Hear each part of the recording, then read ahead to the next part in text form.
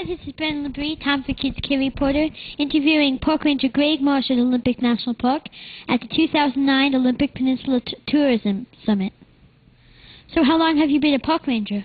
Well, it was 1993 when I began my park rangering career at the George Washington Memorial Parkway, which is a park that runs along the Potomac River in Virginia, but right across from Washington, D.C. That's where I began my career. I've been here at Olympic since 1999, so it'll be 10 years now that I've been here at Olympic National Park. So how do you get involved with being a park ranger? Well, I guess I would reflect back to initially trips to my grandmother's house in Cincinnati, Ohio. My grandmother was one of those people that I loved going to her house because she always had rocks and books and shells and just treasures, and so it was like going to a museum when I went to my grandmother's house. She also had a little stream out in her backyard, and I loved to explore there. When I got out of high school, I wasn't really sure what kind of job that I was interested in, but my interest and my passion, I think, was always for the outdoors. I loved learning about nature. I loved reading about animals, about trees, about geology, about rocks. I loved hiking and being in parks. And when my mom discovered that there was a college in Ohio, it was then called Hocking Technical College, they had a program called Parks, Recreation, and Wildlife Management. I knew that was the college course for me. That totally meshed with my interests, and that's where it began. I went to school. I got a degree in Park Recreation and Wildlife Management, and my park service career began. Can you tell me of the story of the Elwha Dam? The story of the Elwha Dam, actually, we probably need to travel back about a century. And if you could use your imagination, I think it's sometimes hard to think about, what this place was like 100 years ago. I've heard Port Angeles described as a horse and carriage town. There were no cars. There wasn't electricity. There weren't very many people here. It was awful hard to get here. You could take a ferry from Seattle. So it was a very different time and a very different place. And that was only 100 years ago. Now, there was a fellow that came here at that time, and you might imagine coming, far away from home to a place, a stagecoach town. Thomas Aldwell was his name, and Thomas was a man with vision, I guess you might say, because Thomas saw the potential that Port Angeles had, this beautiful town, but there was no electricity. Thomas is one of these people that, he thought about that. How could we get electricity to this town? And Thomas thought about building dams on the Elwha River.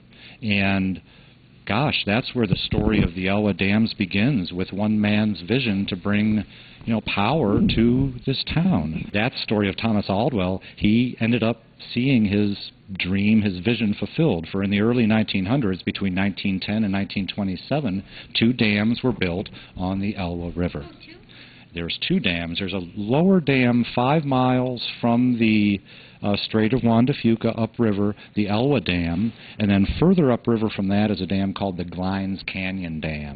The Elwha River Valley itself is a very steep river valley, and someday I hope that you'll get to hike up either before the dams are taken out in 2011 or even tomorrow. We could drive up the Elwha River Valley and go to a really beautiful spot called Goblin's Gate.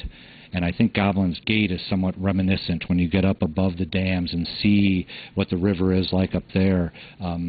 Perhaps there you get a sense of what the canyons below the lakes are like. So the dams are built, but there was one problem, and one thing to consider before suggesting that problem. 100 years ago on the peninsula, there were still lots of big trees, probably even where we stand now, where this building is. There were lots of fish. People, European settlers that were coming here, saw this as being a land of abundance. So many big trees, so many fish, seemingly inexhaustible treasures and bounty here in Port Angeles. And at that time the dams were built, it was felt that that was okay. We need power for our town. Now, come back, flash forward 100 years, and the problem, they built those dams, and the salmon that use the Elwha River could no longer swim up the Elwha River. They could only go 5 miles up the river, and then they bumped their heads against the dam. Even at that time, well, so here's the challenge for those salmon.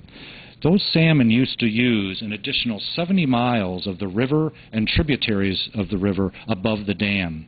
You know, there's 5 species of salmon here in the Pacific Northwest, and all of those species of salmon, pink and king salmon and pink salmon and silver salmon, coho, and chum salmon, all these species of salmon come up into the river system. They use different parts of the river.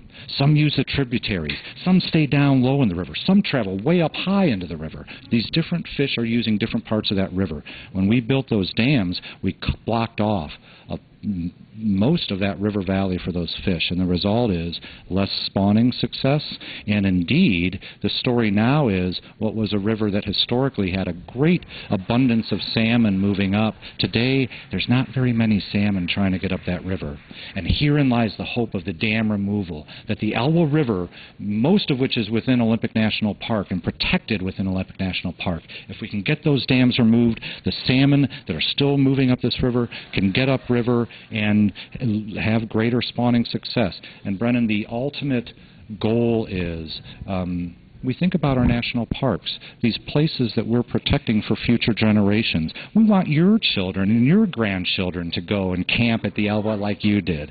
And we want them, maybe someday, you with your child or you with your grandchild will go and catch a salmon on the Elwha River. That would be a hope, and that would be the sign of success. That will also help the salmon. That will help the salmon habitat too. And Brennan, ultimately, you know, the story of the Elwha Dams is a story about economic development, about bringing power to a town. It's a story about culture and society, for the salmon is such an iconic figure in the Pacific Northwest. It's influenced the art.